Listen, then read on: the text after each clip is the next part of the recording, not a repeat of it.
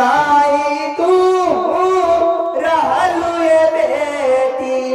चोरानी से हो चौटानी दुनिया की रीताई बेटी तुहरा संग हो कोई नी किया हो पापा खावाना नगरिया जुआ खिलानी तो हमारो के ही हार गईनी है किए हो बेटिया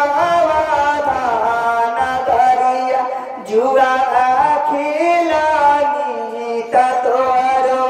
बेटी हार गईनी है